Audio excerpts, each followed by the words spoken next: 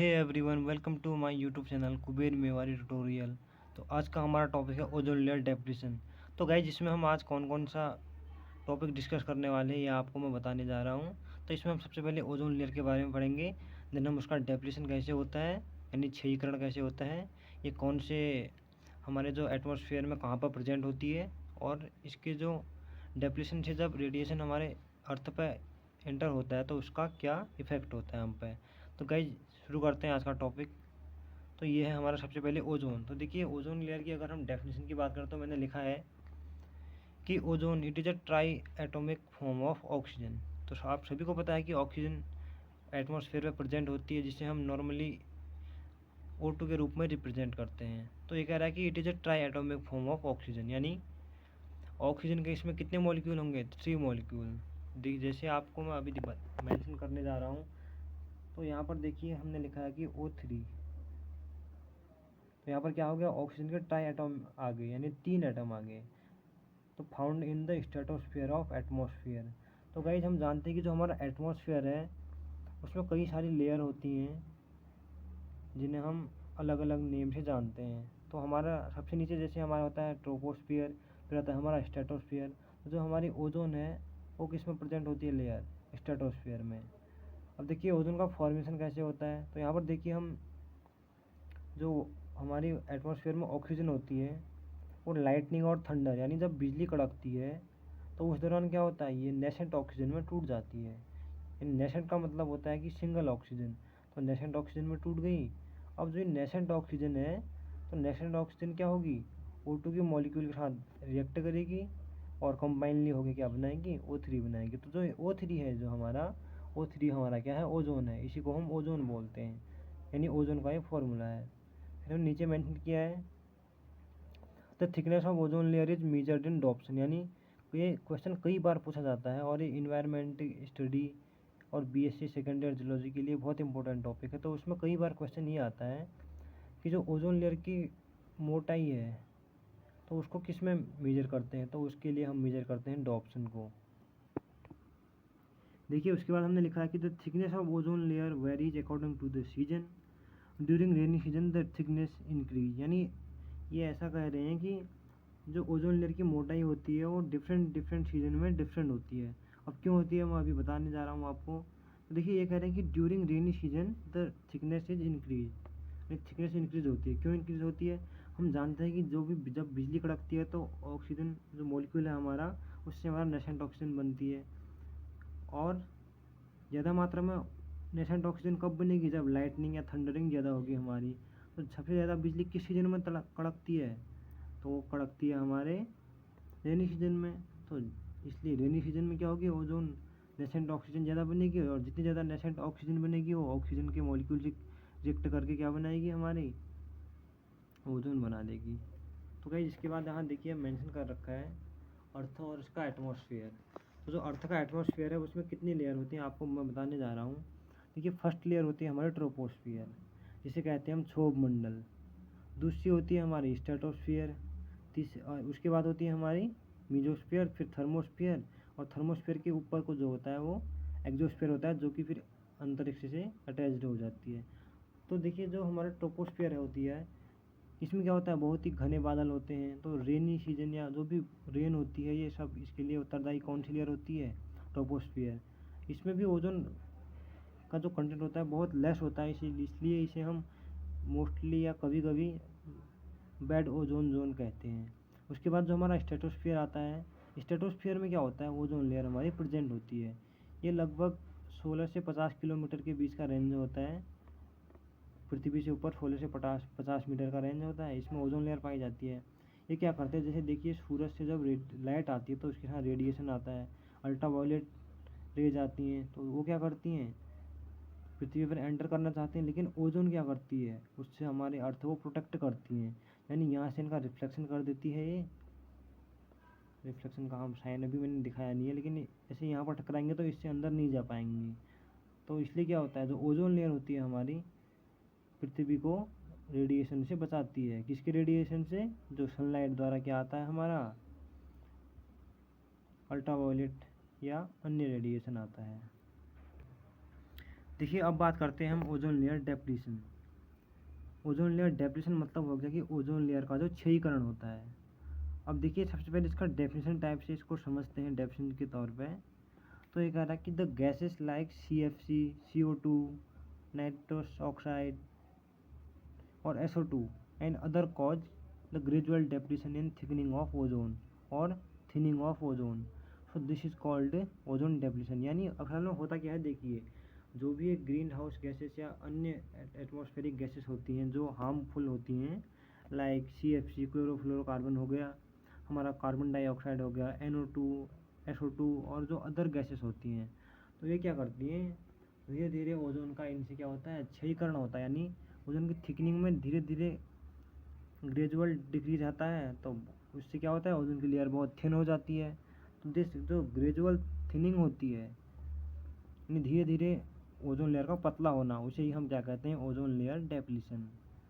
देखिए अब ये कैसे होता है आगे मैं बता रहा हूँ, आप प्लीज़ बनी रहिए मेरी वीडियो में और बिल्कुल भी इसको स्किप ना करें।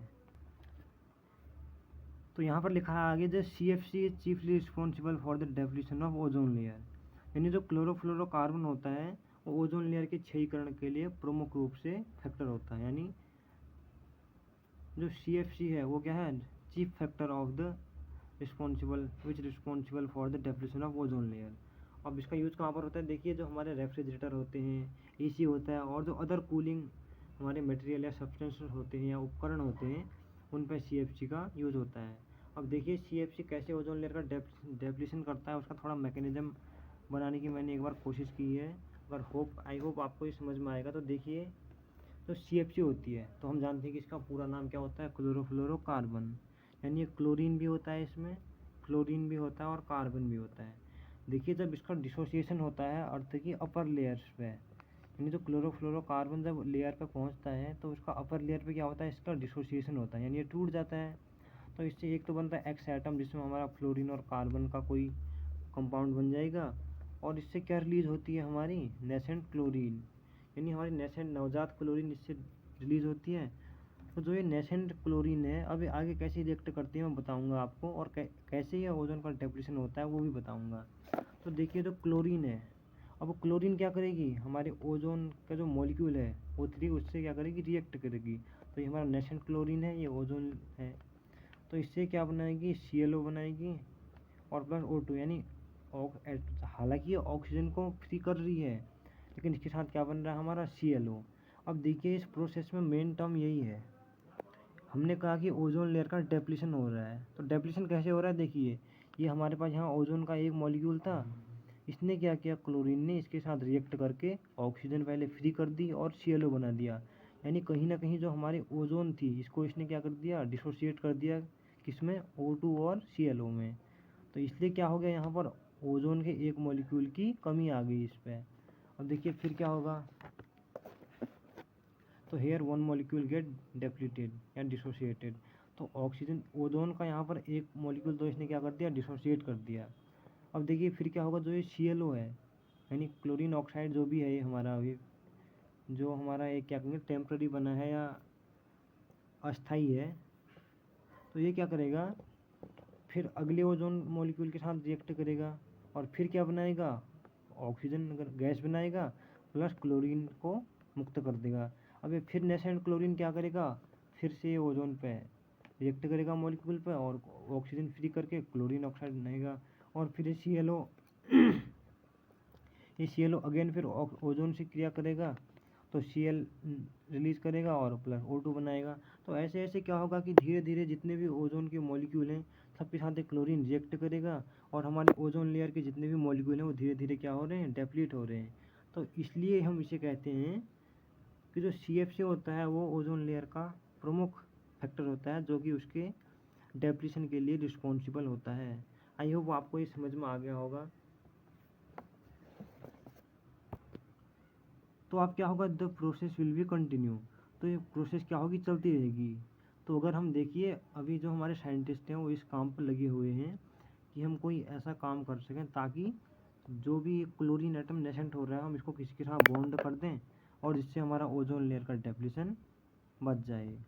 देखिए ड्यू टू दिस, अब इसके कारण क्या होता है, due to this many places where the we find ozone whole.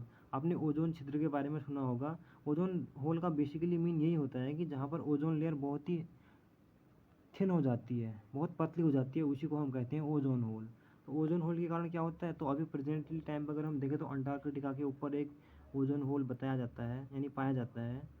तो उससे क्या होता है, ओजोन होल होगा तो वहाँ से रेडिएशन अंदर आएगा पृथ्वी में, तो उससे क्या होगा, डिफरेंट टाइप की डिजीज़ कॉज होंगी। तो आइए कौन कौन सी डिजीज़ कॉज होती हैं आपको मैं वो भी बताता हूँ। तो देखिए अब हमारा अगला टॉपिक है कि effect of ozone layer depletion. तो देखिए जो अल्ट्रावायलेट बी रेज होती हैं, ठीक, ये भी उसकी एक कैटेगरी है ultraviolet B. It is very harmful radiation. तो it cause very harmful radiation. तो इसका जो विकिरण होता है वो बहुत ही हार्मफुल होता है हमारे लिए। If UVB reached to our body it cause inflammation of cornea. यानी इससे हमारा क्या होता है, जो आँख के अंदर कॉर्निया होता है वो डिफेक्टेड होता है, और इससे क्या होता है, स्नो ब्लाइंडनेस एक डिजीज होती है वो कॉज हो जाती है। तो देखिए हमारा सबसे पहले इससे आँख का कॉर्निया अफेक्टेड होगा, तो उसके बाद क्या होता है, धीरे धीरे ये बीमारी किस में परिवर्तित हो जाती है, परमानेंट ब्लाइंडनेस में। और जो स्लो ब्लाइंडनेस है ये भी क्या है, इसी का एक अनदर फॉर्म है, या जिसे हम इसका सिनोनिम बोल सकते हैं कि जो हमारा कॉर्निया का जो इन्फ्लेमेशन हो रहा है उसे ही हम स्लो ब्लाइंडनेस कहते हैं, और धीरे धीरे किस में चेंज हो जाता है, परमानेंट ब्लाइंडनेस में। इसके अलावा क्या होता है, जो इन्फ्लेमेशन ऑफ और कैंसर ऑफ स्किन, तो इससे क्या होता है, त्वचा का कैंसर भी होता है। और ये तीसरा हमने लिख रखा है कि जो अल्ट्रावायलेट किरणें हैं ये किसको अफेक्टेड करती हैं, ह्यूमन DNA। हम जानते हैं कि जो DNA होता है वो हमारा जेनेटिक मटेरियल होता है, उसमें हमारी हेरिडिक इन्फॉर्मेशन, जेनेटिक इन्फॉर्मेशन सब कैरी होती हैं। तो अगर देखिए DNA को अगर ये हार्म करेगा तो क्या होगा, DNA का सीक्वेंस चेंज होगा, यानी DNA का जो मटेरियल है उसमें क्या कहीं ना कहीं क्या हो रहा है, परिवर्तन हो रहा है। और हम जानते हैं कि जब भी DNA के सीक्वेंस में या DNA मॉलिक्यूल में कभी भी कोई चेंज होता है तो उससे क्या उत्पन्न होता है, म्यूटेशन।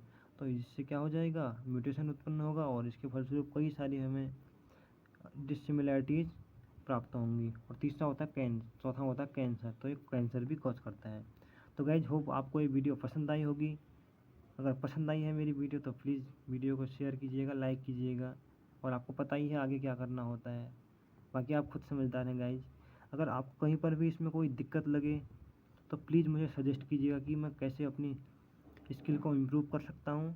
और आप नोट्स के लिए भी मुझे मैसेज कर सकते हैं, मैं आपको फिर अपना व्हाट्सएप नंबर दे दूँगा, या जीमेल के थ्रू आप मुझे नोट्स के लिए कह सकते हैं। तो गाइज प्लीज़ अगर आपको ये वीडियो पसंद आई हो तो अगेन कह रहा हूँ कि मेरी वीडियो को लाइक कीजिएगा और सपोर्ट कीजिएगा मुझे, ताकि मैं डेली नए नए टॉपिक पे वीडियो बना सकूँ। Thank you.